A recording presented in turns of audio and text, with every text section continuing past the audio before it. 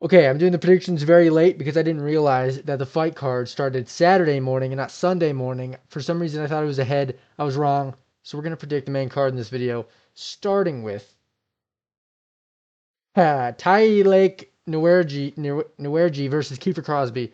At the end of the day, I think Kiefer Crosby is not very good at this sport. He came from the regional scene, came in super juiced up, came in and he got a win or something like that. Now he's shit. He's not getting wins. He's 10-5. He's looking like garbage. He has decent like power. He has decent power in his boxing, but he's nowhere near good enough, nowhere near powerful enough. Nuerji has 10 knockouts on his record. He is an insanely big favorite. He's coming into this fight as a really good prospect, and I think he's going to beat Kiefer Crosby. I think they're kind of laying him up in China. So I'm going to go with Nuerji to win by knockout. I think Kiefer Crosby also has a pretty shitty chin, and this guy has 10 knockouts. I'm going to pick that guy. Also, Chinese dudes tend to have really good chins, so I don't think he's going to get chinned by Crosby. Next, Sumidwerji versus Kevin Borjas. So I'm going to go with Sumidwerji because Kevin Borjas is coming off a loss against the guy who has really, really big gums, Ronaldo Rodriguez. And Sumidwerji is not. He's coming off a win. I like that a little bit more. And I like that Sumidwerji is bigger for his division. He's going to come in this fight utilizing his range well, utilizing striking. They both have really good chins, so I don't think anybody's going to get KO'd. But if anybody is going to get KO'd, I bet you it's Kevin, just because Sumidwerji is technical on the feet. And if he's going to strike technically and do his game plan well and effectively, I think he'll have more success when it comes to damaging Borjas than Kevin Borjas will have damaging him.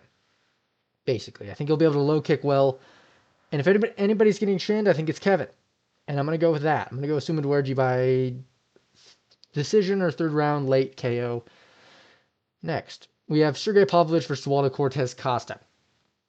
You have to go Sergey Pavlovich. You can't really go with Waldo Cortez. He's technical on the feet. He's a pretty damn good heavyweight, to be honest. He's coming off a win against Sergey Spivak, where he looked good. He's able to just shut people down on the feet pretty well and stuff takedowns. But Sergey Pavlovich isn't going to take him down. He's too powerful. He's too powerful on the feet. He's not going to get chinned. He doesn't get chinned, really. This fight's been rescheduled a couple times, so they both have had a lot of times to prepare, or a lot of time to prepare for each other. Sergey is just better.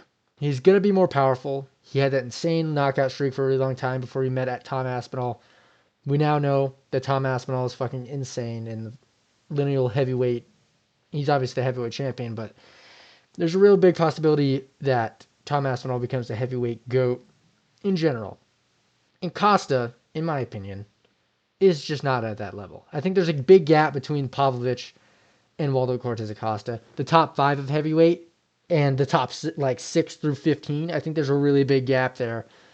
And I think Sergey's going to put it on him. I think he's going to knock him out. I don't think Cortez is going to be able to put on the kind of striking clinic that Alexander Volkov could have and did. I don't think he's going to be able to do that. I think Sergey is going to have a little bit more confidence going in this fight. And I think he's going to find his shots, and I think he's going to knock out Cortez Acosta. If he knocked out Curtis Blades, D. Lewis, Tuivasa, he knocked out a bunch of fucking people in a row. I can't think of the other ones. I'm pretty sure there's a couple more big ones. He's going to knock out Walter Cortez, at least in my opinion. Next, Brian Ortega versus Aljamain Sterling. So if you know anything about this build-up to this fight, it is terrible for Brian Ortega, and you are not supposed to pick him, and you're not going to pick him. Is basically how this goes. It's a catch-weight bout because Brian Ortega couldn't make weight at featherweight. So now it's at lightweight. Brian Ortega has had a really, really bad weight cut for this fight. He looks like a high school kid compared to Aljamain Sterling. Aljamain's ripped to the gills. He's always been. Brian Ortega looks skinny, out of shape. He almost passed out during his weight cut. All signs are pointing to Brian Ortega losing this fight. I also think he's getting worse. I think as time goes on, he's getting more weathered. He's taking a lot more damage. His only thing that he is good at is his jiu-jitsu, and Aljamain Sterling is the boring-ass jiu-jitsu guy who's going to out-jiu-jitsu you. And even if you're the same skill level, which I've probably around the same skill level, maybe Sterling's a little bit more even. Sterling is 10 times stronger than Brian Ortega. I don't even give a shit about the weight class change up or at all. I think Sterling's going to be able to manhandle Brian Ortega. And I just don't feel comfortable picking Brian Ortega ever, no matter what. So I'm going to go with Aljamain Sterling to win by decision because I don't think he'll probably finish him, to be honest. I bet he ground and pounds him out in the first or second. I just think Brian Ortega's, he still has a good chin, but how long is that going to last? And especially with these weight cuts. I'm going to go with ground and pound TKO for Aljamain Sterling. I think he's just 10 times stronger. And that's what it's going to come down to. And healthier. And I think Brian's coming to the end of his career. And I would have picked him, Aljamain, without the weight cut issues. And now that this is a problem, I have zero confidence in Brian Ortega to win this fight. Next, the main event, Johnny Walker versus Zhang Ming Yang.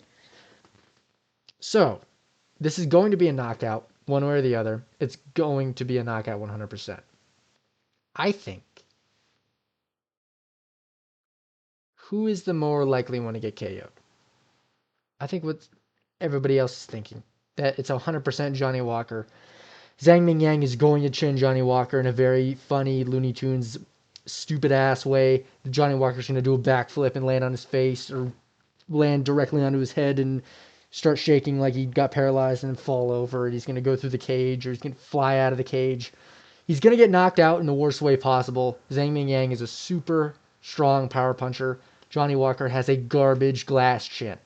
Is basically how it goes. Zhang Ming Yang has not been knocked out in the UFC. Johnny Walker's been knocked out like 100 times in his last, and I think he's on a 3-fight knockout streak of being knocked out, I think.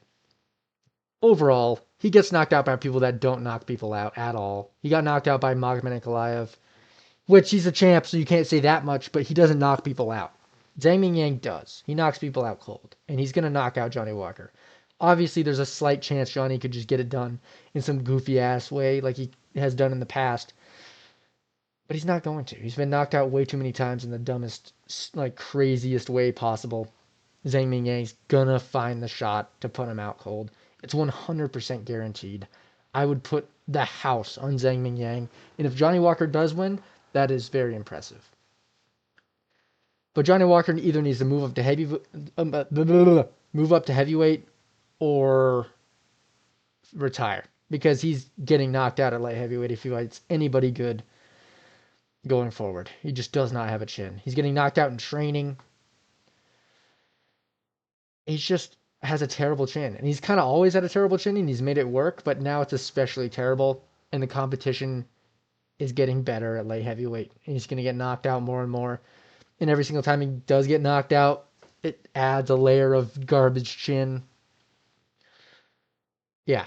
Zhang Ming Yang hasn't showed weakness yet. I don't think he's going to show weakness against Johnny Walker. This is definitely a setup to have Zhang Ming Yang chin Johnny Walker in a super spectacular way to shoot someone up the light heavyweight rankings, someone that's actually cool.